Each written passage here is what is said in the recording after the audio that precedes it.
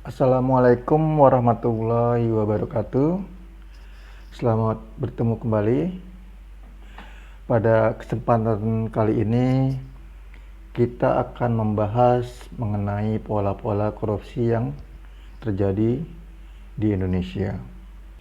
Seperti yang kita ketahui bahwa pola-pola korupsi yang sering dipakai oleh koruptor dalam melakukan tindak pidana korupsi antara lain itu pemalsuan, penyuapan, penggelapan, ya, komisi, pemerasan, atau sistem aplikasi, penyalahgunaan wewenang, bisnis orang dalam misalnya gitu ya, nepotisme atau sumbangan ilegal, dan juga pemalsuan.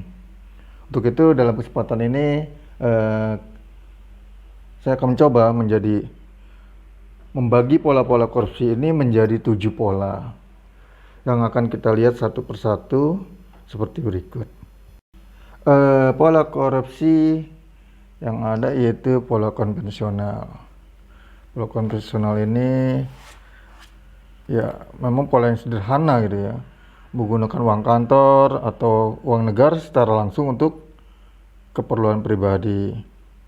Karena pola konvensional ini justru sudah jarang dilakukan orang karena risikonya begitu tinggi. Lagi pula skenarionya sangat amat sederhana, jadi lebih mudah dideteksi oleh para penegak hukum. Jadi pola-pola konvensional ini mulai ditinggalkan oleh para koruptor yang ada.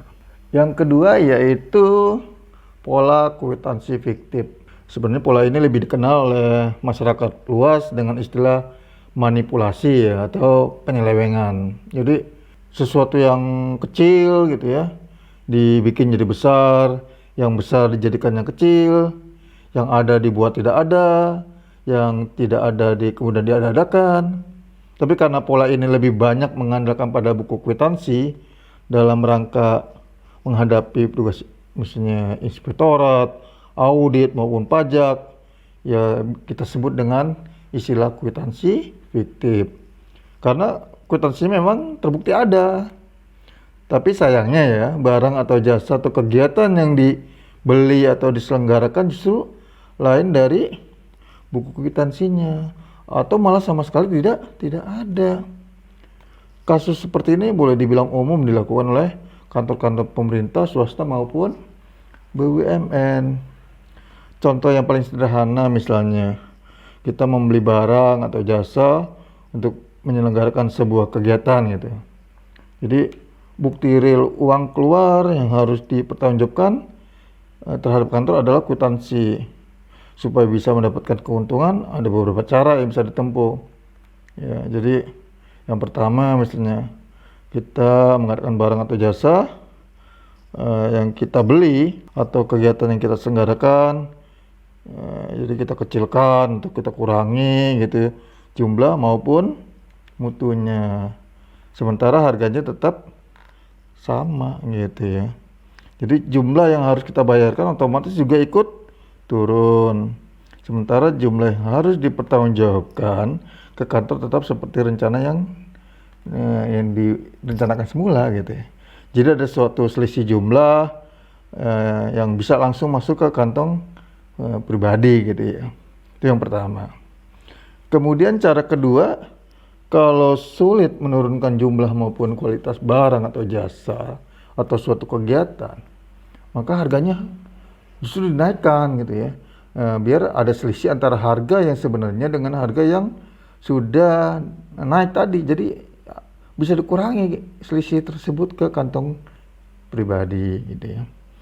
Ini bagi kita yang cukup profesional malah lebih gawat lagi ini. Barang atau jasa atau kegiatan yang diselenggarakan bisa justru 100% difiktifkan ya. Ada anggaran tetap turun, tapi barang dan jasa yang dibeli atau kegiatan yang diselenggarakan sama sekali tidak ada gitu ya. Mungkin kita pernah dengar ya tentang berita atau berita-berita yang ada misalnya tentang bimas fiktif dulu ya, reboisasi fiktif, bahkan juga ada wartawan yang melakukan reportase fiktif ya. Ini sering pula terjadi.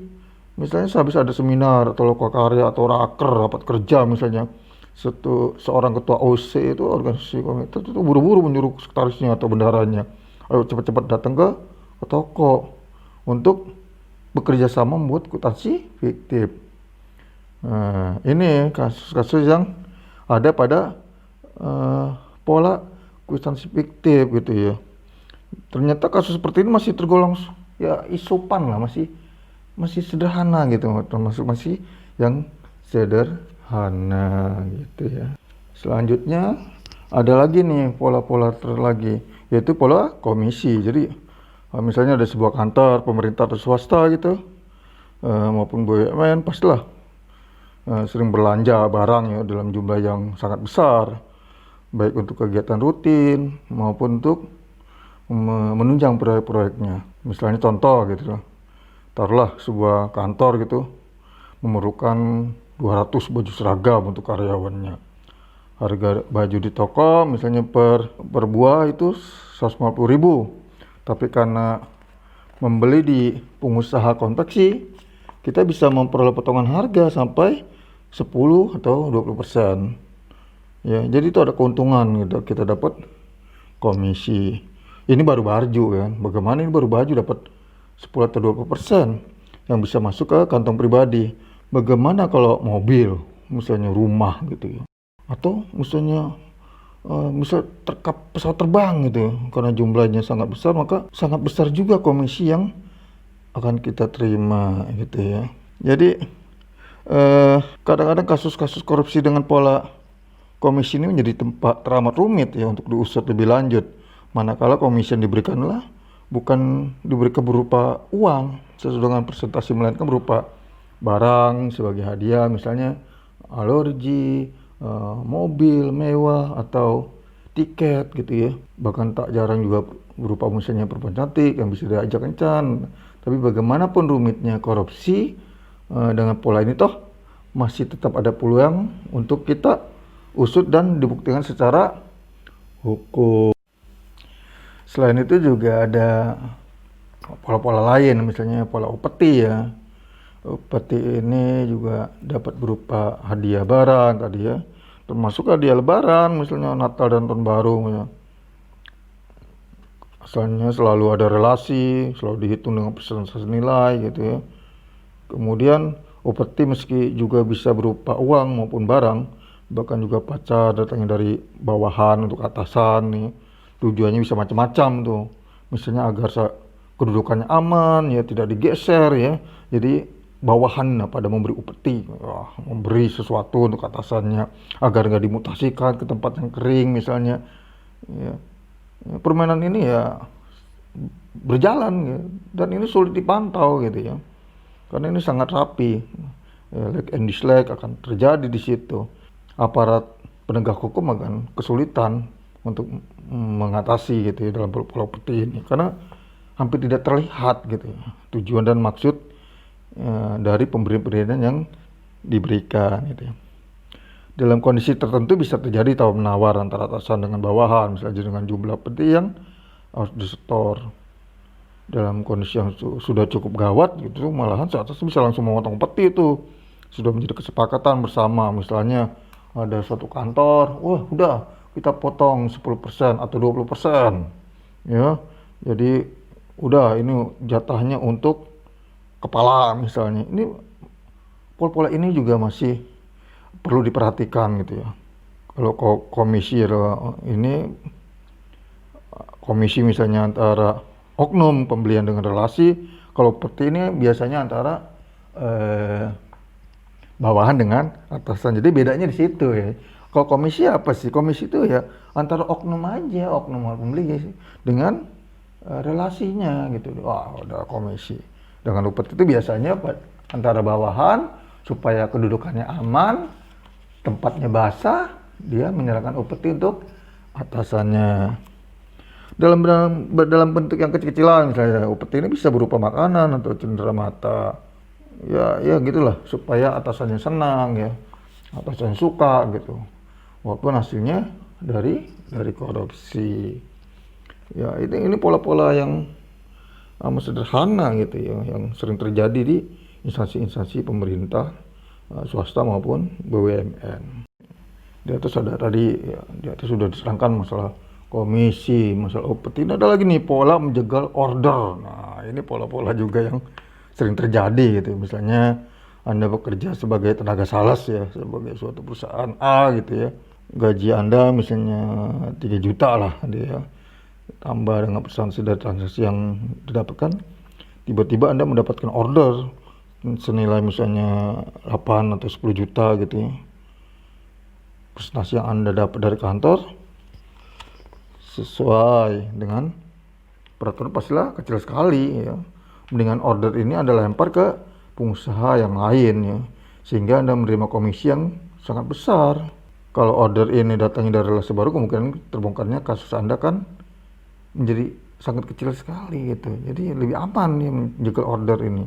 Tapi yang lebih menguntungkan lagi adalah kalau order tadi digarap sendiri gitu ya sama si sales gitu. Jadi itulah sebabnya kita selalu sering melihat adanya tenaga sales datang gitu ya ke suatu instansi pemerintah ya, bertamu lah, menawarkan ini menawarkan itu ya. Ya ada pegawai yang memang seperti itu, dia menjegal ya, untuk dirinya sendiri bisa. Penjagaan order seperti ini tidak hanya terjadi monopoli pada tenaga sales ya, bisa juga terjadi nanti akan berkembang menjadi resepsionis juga bisa bermain, penjaga bisa, tenaga administrasi bisa ya, bahkan satpam juga bisa gitu ya, bisa.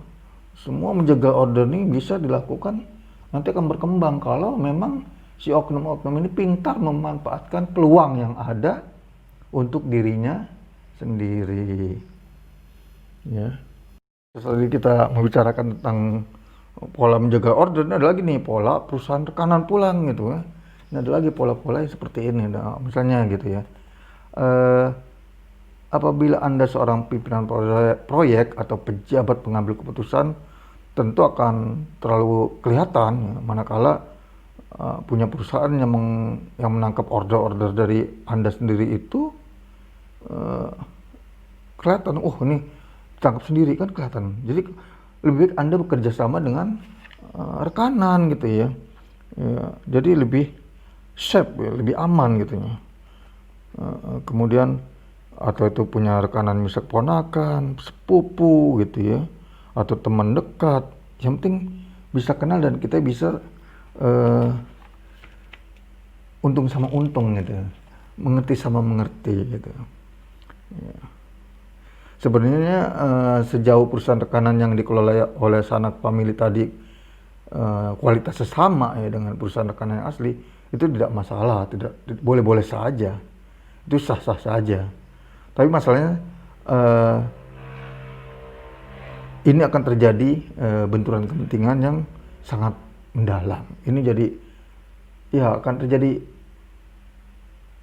suatu pola pikir yang sama untuk mendapatkan keuntungan yang lebih banyak dan lebih besar.